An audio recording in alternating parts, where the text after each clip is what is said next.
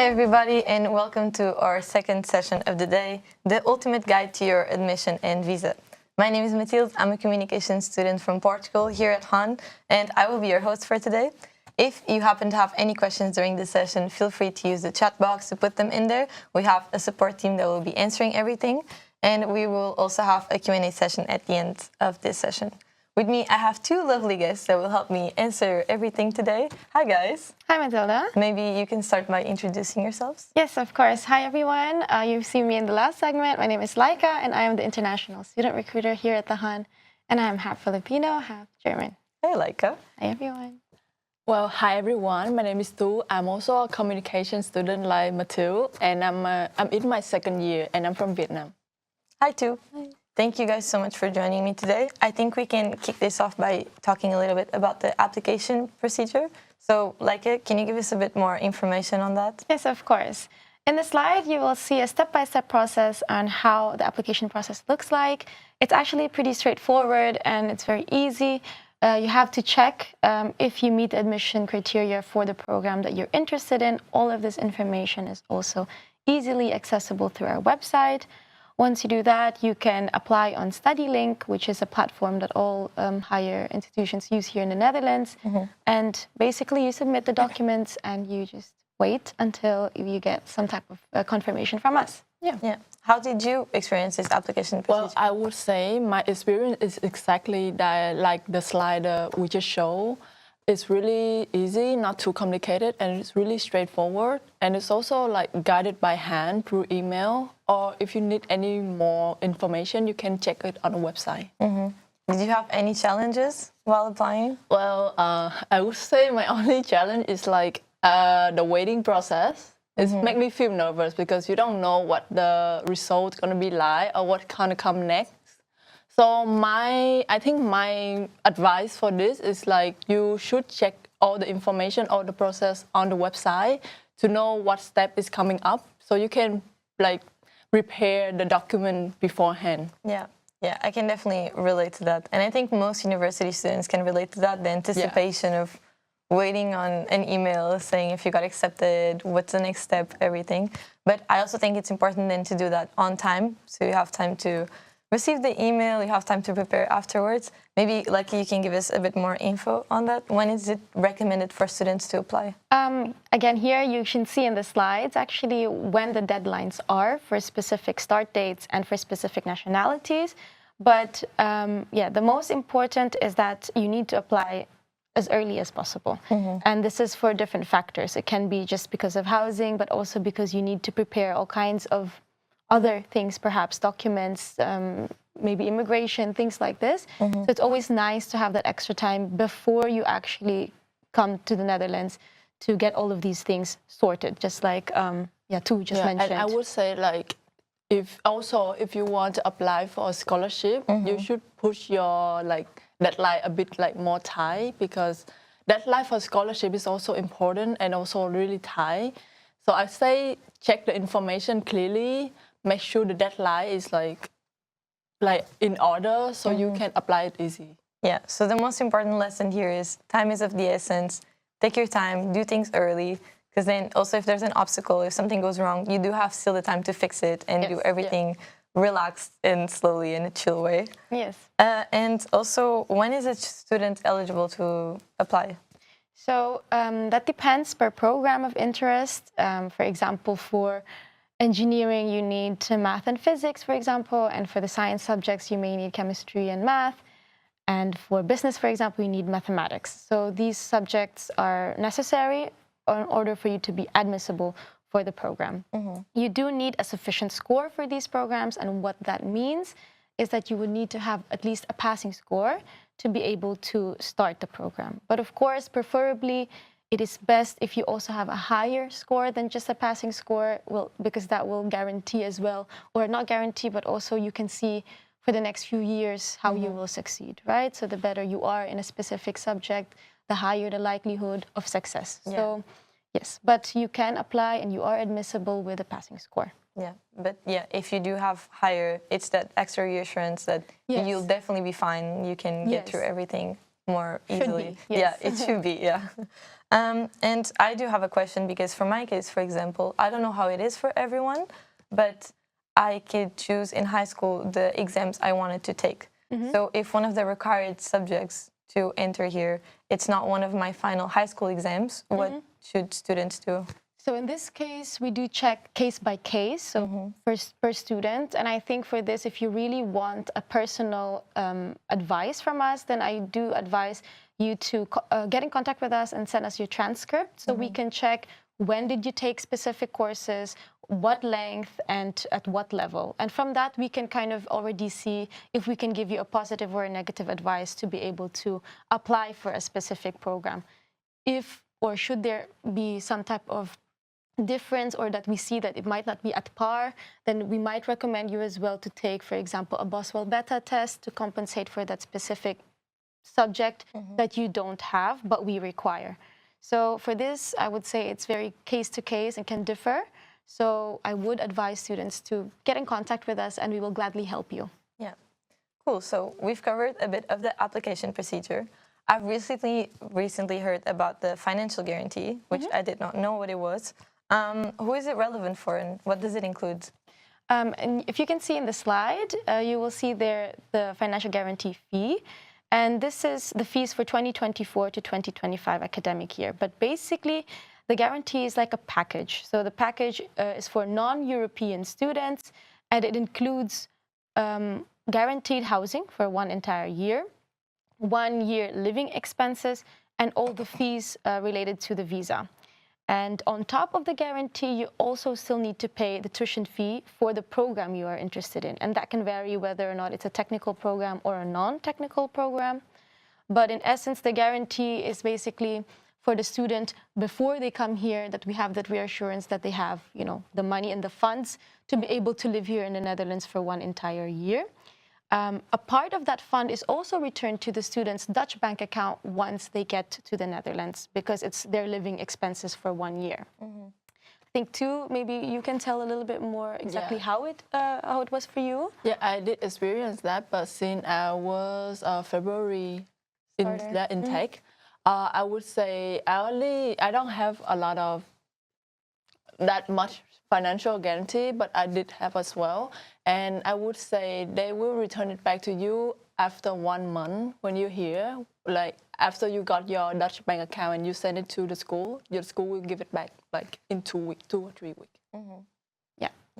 So we've covered a bit of the application process and the financial guarantee.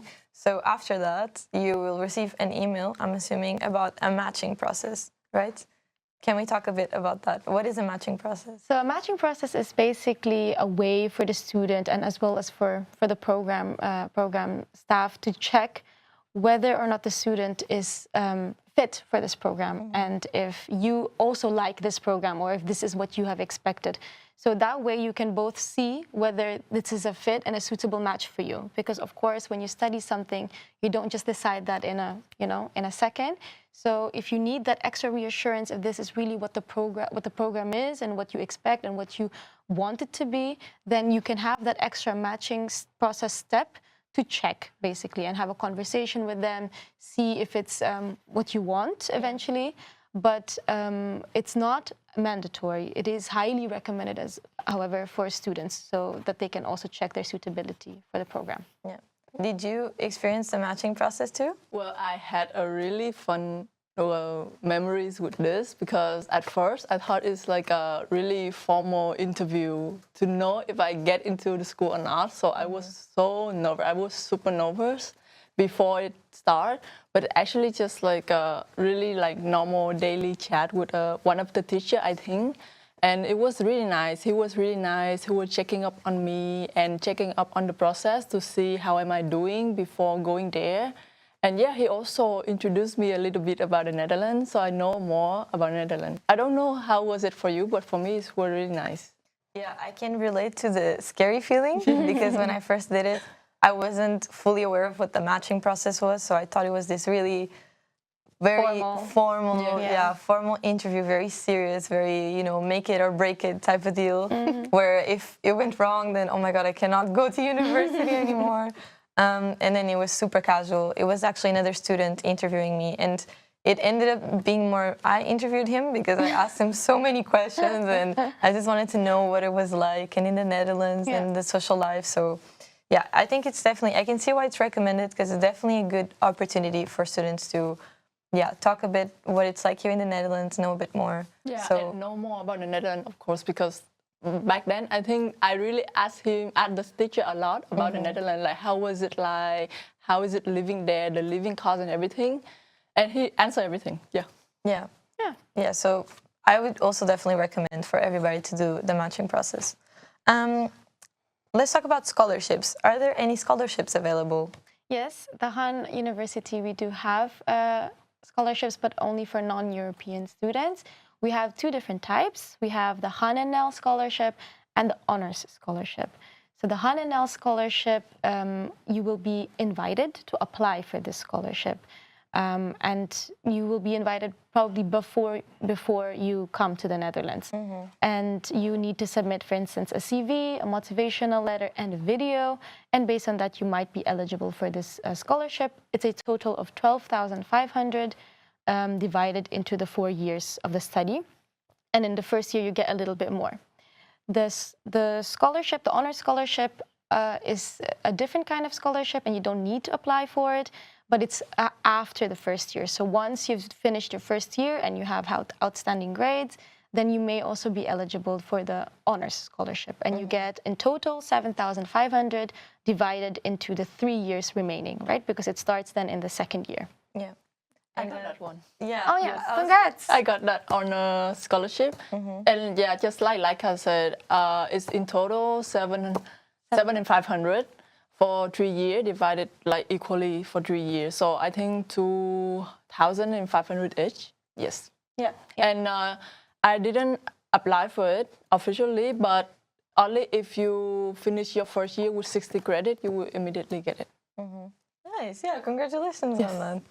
Yeah, but it is relevant so for non-European students. Yes, only non-European. Yeah. Okay, nice. Well, I would like now to speak a bit about the visa, because it is always a very relevant question in these sessions. So for non-European students, visa is a very important part of the application. So we do have a short video that explains the whole process. Are you coming to study at Han? And are you from outside the EU? As the Dutch say, a good start is half the work. In 84 seconds, we'll tell you how to get off to a good start in the Netherlands. First, you receive an email from the admissions office. It tells you which documents you need to send us for your residence permit and entry visa. It also includes the invoice for the financial guarantee. The financial guarantee has different parts. This is what you pay for the first year of study. You pay the financial guarantee before the 15th of June if you start in September, or before the 15th of November if you start in February. And you gather the necessary documents. Email them to the admissions office. Han Immigration takes over your application from here on. And if anything's missing, they'll let you know. Then everything is sent to the Immigration and Naturalization Service, IND. They assess the application. Sometimes that takes 2 months, so make sure you send the documents on time. You get a mail from Han Immigration telling you whether your application has been approved. You also receive an approval letter with your V number. Now you can make an appointment with the Dutch embassy or consulate in your home country to pick up your entry visa. You don't pick up your residence permit until you're in the Netherlands. Welcome to Han.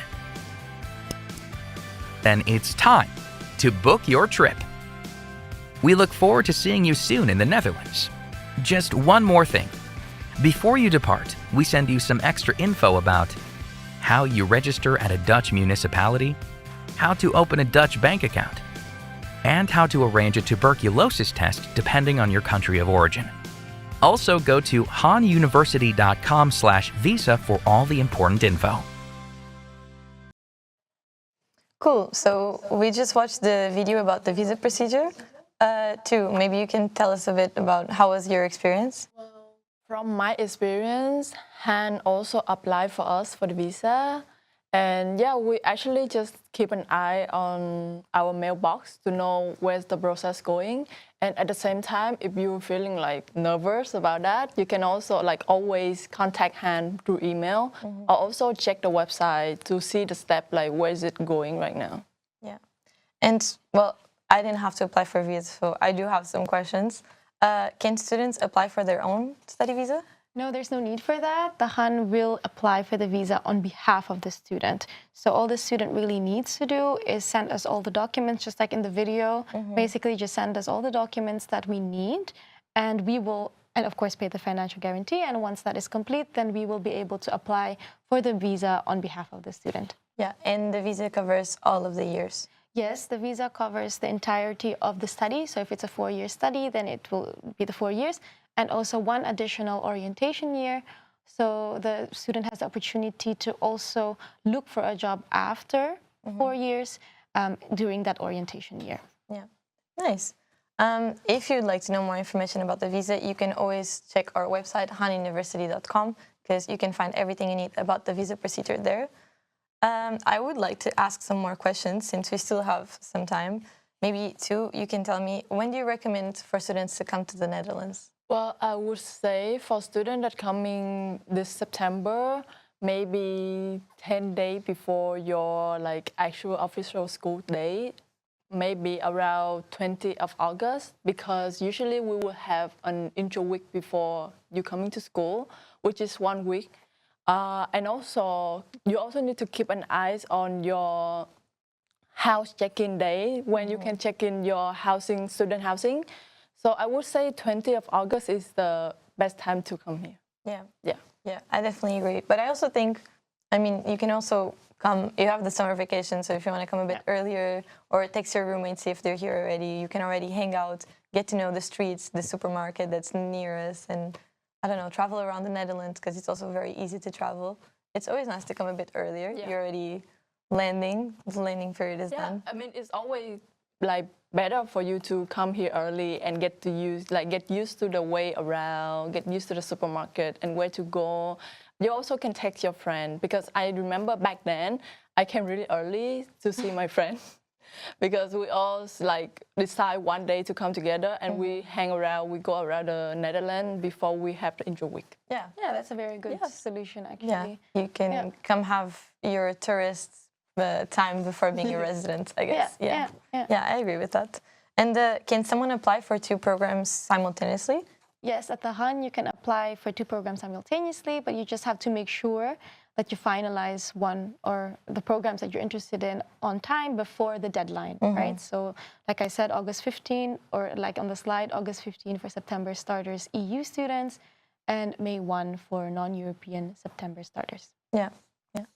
And I have just one last question for you guys, and then we can move on to our Q&A. Is there something you wish you knew before applying to Han? Actually, I don't think so, because before applying, I checked really Thoroughly. Yeah, truly on the website, That's everything good, that I need. Yeah, everything I need to make sure that okay, I want to go here. That's why I apply. So I don't think there's anything that I wish to know before I apply to that. Yeah.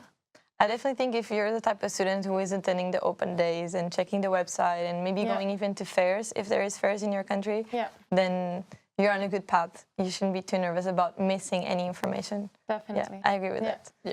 Cool, thanks guys. Thank you so much for helping me with these questions. I think we can move on to our Q&A now. So if there's anything that popped in your mind and we did not answer yet, feel free to put them in the chat box, and Lyka and Tu will be answering your questions now. I can see I already have some questions coming in. Can I pay the tuition fee in installments? Yes, there's the option to pay in installments or pay in full. So students can do this if they want, but they do have to leave, for EU students at least, you would need to leave a bank account details already before you basically come, or before the start of the year. For non-European students, there is the financial guarantee, like I mentioned, but this can be paid in different ways. They can see this in the website. Yeah. So there is the option for Yes, installment. definitely. Can you apply for 2 programs at the same time? I believe we answered Yes. that. Yeah, so that's okay. We're waiting to see if there's any more questions popping up. If yes, then now is the time. Also, if you would like to know something specific from a student, we have 2 here. So if you want to know maybe more directed to the student life, yeah, now is also convenient to ask that. If not, I always have more questions for you guys. I can also ask. I can see we're coming. Is the English, okay, yeah, that would be my next question. Is the English proficiency test mandatory? So is it something that students need to do? Not all students have, or it's not always mandatory for all students. There is a list of specific, diplomas where you might be exempt from the English language test. And for this, I highly recommend you to check that on our website. But generally, if you do need the English proficiency test, we accept specific types of tests, and you can also see this on the website. I know by heart that it is IELTS, Cambridge, TOEFL, and now we have 3 other tests as well, including Language Cert, Pearson, and TOEIC. But if you want to see specifically the scores and what you need, then you can also look this up on the website. Yeah. Did you also needed one? I did have an English test before, which is IELTS. And I would say the sufficient score from hand is not that hard. So it's doable. Yeah, it's doable. It's doable for everyone. If you speak like basic English, then it's doable for you guys to get that test, like do the test and get the score that you want. Yeah, I agree with that. Did you do a test? I did. I also did the IELTS, how do you say it in English? Yeah, English test, and I don't remember the word anymore. I did do that exam, yes. And I also think the passing score is very doable. Yeah, it's considering maybe it'll be your first time doing an English exam. And I do often talk to students who are nervous about their English level.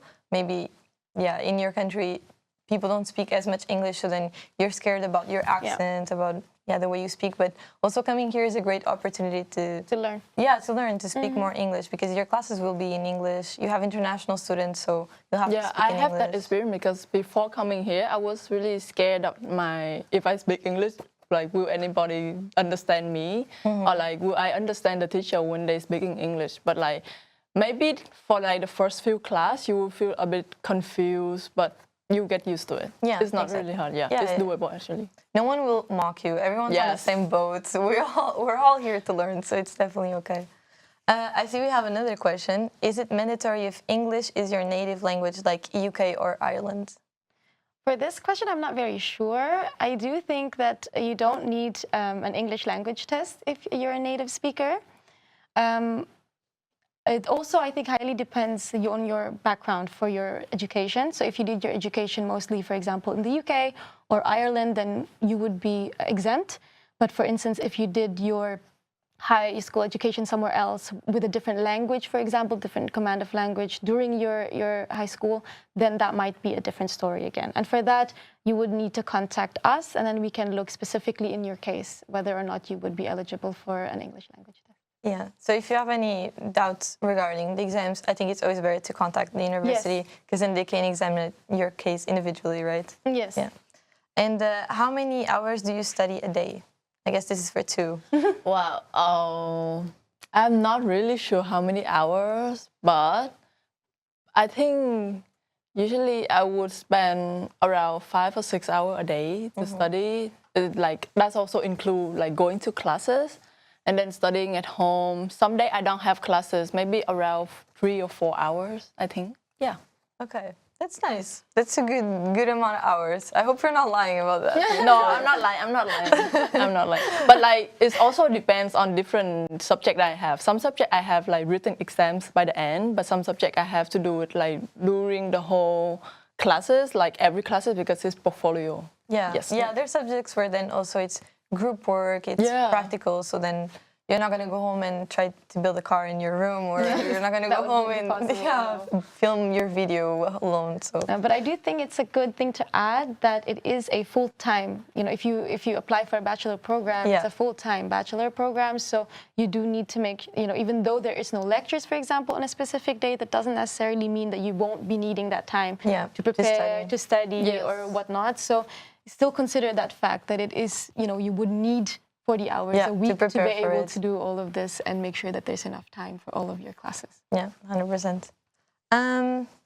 We have another question. No, we do not. Okay, we don't have any more questions.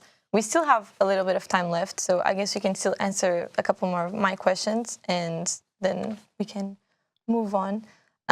What is the first thing you should do after arriving? I think for the first. So, for instance, if you arrive earlier, right, then you might, for example, look for, I don't know, look around, or maybe you might need furnitures, for example, in your new room. So that might be the first thing you would do after arriving. But if it also depends. For instance, if you're also a non-European student coming to the Netherlands, you might also need to pick up your residence permit. Yeah. And you will get more information about this as well per email. I think, how did you do it? How did you pick up? Also, don't forget to get your Dutch bank account, so you will get your financial guarantee back. Yeah. And I think resident permit and Dutch bank account is the most two important thing to keep in mind when you're here. Yeah. How was it for you for picking up the residence permit? Well, it's not that hard for me because back then I picked up my resident permit at school. Okay. But I think this year I heard some new students saying that they have to go to another city. But it's not like a really bad thing because you have a chance to go to another city to see more of the Netherlands. Yeah. Yes. You can also travel a bit. Yes. Yeah. So I agree with that. Okay, cool. So I think that's all the questions. Thank you so much, guys, for joining me and for helping me get through this session. A quick summary on the most important issue that we talked to was apply on time. So please take your time to do the whole process. It's better, even if you suffer from anticipation, which is normal. Everyone does. Do take your time going through the application procedure and to prepare and to get the plane tickets, come here, do the whole landing, get to meet people. So everything is a bit more relaxed. There's no time. And Han will notify you if we need something from you. So keep an eye on your email inbox. Everything will be told. So don't forget to check your email inbox. It's also a very important point. So thank you guys so much for joining me. And thank you for joining. We have another session in 30 minutes that is room goals, find your student housing. So if that's relevant for you, please do join. And if not, then we hope to see you here next year on campus. Bye.